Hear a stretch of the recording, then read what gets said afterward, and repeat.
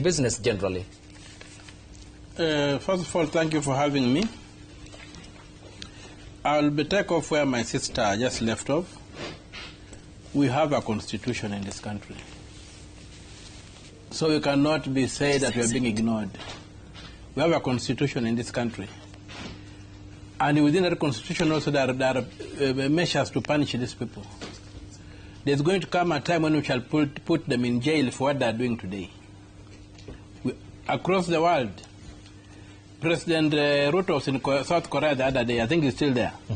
Let him ask himself how many presidents have been, ex-former presidents of South Korea have gone to jail. As he wants to admire South Korea, he must not decide whereby rogue presidents are jailed and punished. President Park was the last. Yes, and so does President Ruto want to be jailed when he leaves office? That's the question he should ask himself. He's not almighty.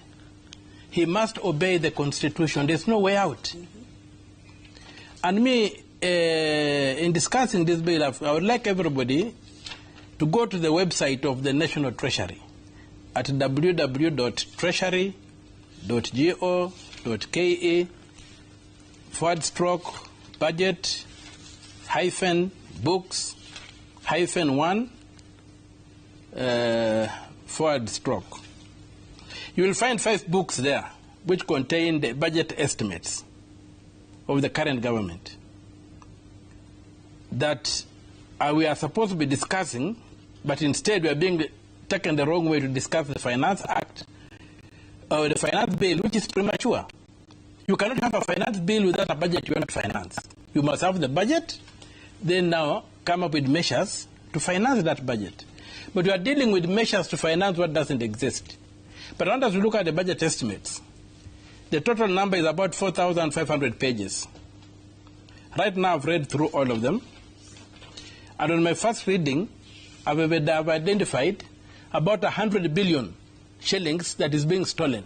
100 billion. And in 2 items, one of them is the repayment of debt. There's about 40 billion shillings there that you cannot explain. Double repayments. When you come down, there's other thing. They call them other expenses. Now, other expenses of what? Our budgeting law.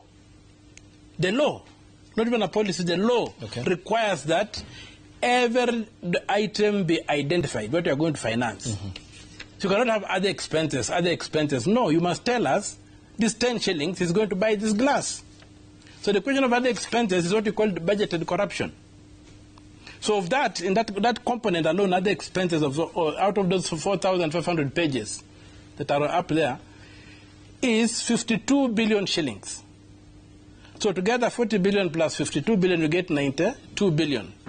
That is being stolen, being placed here to be stolen. You see?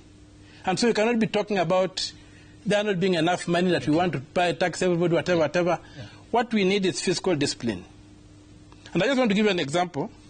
Before you proceed, Senator, you have mentioned a very critical process of our budget-making process. Yes. And the constitution that Honorable Wamushomba holds here, and we all believe in because of its supremacy, gives the Parliament the power to amend the budget. And this largely falls in the context of the formulation, adoption, execution, and the control, the 4 stages, 2 before, 2 after. And Parliament is knowledgeable of this fact in regards to the presentation made by the Control of Budget when she appeared before the National Dialogue Committee at the Bomas of Kenya, where her own salary was tripled, yet she was the only officer in that capacity.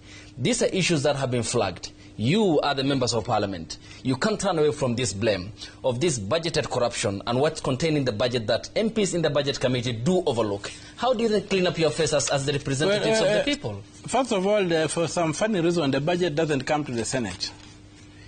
But you are fighting for it to come to the Senate, because if you look at Article 249, Clause 3 of the Constitution, it's very clear. It states that Parliament shall ensure that independent commissions, independent offices and constitutional commissions are funded properly. And the estimates of these commissions and independent offices are managed under Article 221 where budget estimates are broad and are so the mere fact that they are introduced in the National Assembly, like it is said under Article 109, I think it's clause 5, money bills will only be introduced in the National Assembly, does not mean that money bills will only be considered in the National Assembly. And so the Senate sits and watches this nonsense going on. And so we are still fighting to make sure that the budget goes through both houses. Mm-hmm. That practice where they have been misreading the Constitution must come to an end. Now, the other thing, there's this thing called the Budget Office. Go and look at how much money went to Nyoro's constituency for roads.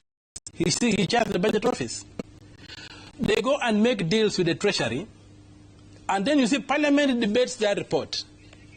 Parliament does not read the 4,500 pages that I've referred to. They read that thing, and then they bring a report to Parliament, then Parliament debates the report. And that's why the problem is. The MPs never get a time to walk through the estimates. They are walked through by somebody else who is captive to the Treasury. Just look at the MPs. Look at the MPs who sit in the Budget Office and how much money they allocate to projects in their constituencies. And look at the other MPs. I'm talking about the National Assembly. Forget about the Senate. Just the National Assembly. You will see why there's a big problem. So that animal called the Budget Office has been captured by Treasury, the Treasury mandarins, and they are in cahoots. So when they peruse these things, they see no evil, and therefore they bring a very rosy picture of what is happening. Yeah. And that's why then where we lose it. Because then Parliament debates the report of the committee, the departmental committee. It does not debate the raw data.